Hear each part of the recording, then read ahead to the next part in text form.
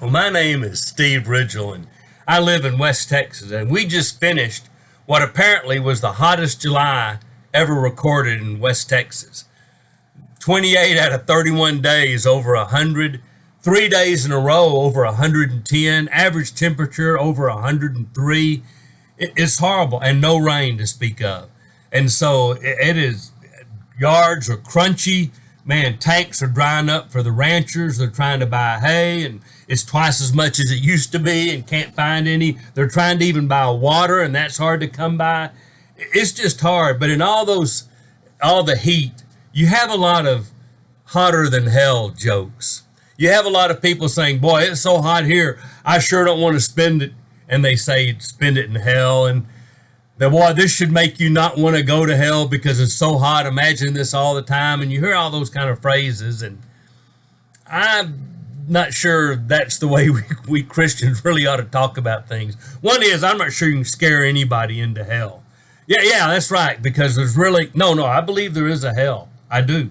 Because the Bible says there is. I believe there's going to be a judgment.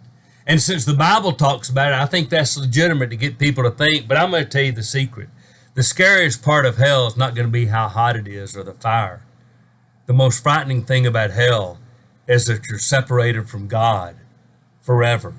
And as much as we talk about how bad it is, really the physical heat we go through here is not anything like that. Because the truth is, underneath all of that, we people out in West Texas are optimistic. I mean, I talk to ranchers and, boy, your tank's dry, so what do? You dig it out so maybe it'll hold more water and you'll survive the next drought. And you keep trying to buy hay and buy water and keep your cattle alive and get them through the drought. And because we always think it's going to rain again, and you know what? It will. And the temperature will break, and someday it'll be cool. And there'll actually be snow on my ranch. I'll sit on my back porch and look at snow someday. I will. And I'll remember these hot days. And you know what? I want to tell you, out in this world, if you've ever had any thoughts about hell and wondered, there is hope for you. You don't have to live away from God forever. Our sin, the things we did that we shouldn't have done, the things we didn't do we should have done, they separated us from God, but He loved us so much He sent His Son to die for us so we could live with God forever. Jesus is the way back to God. Now, it is your choice.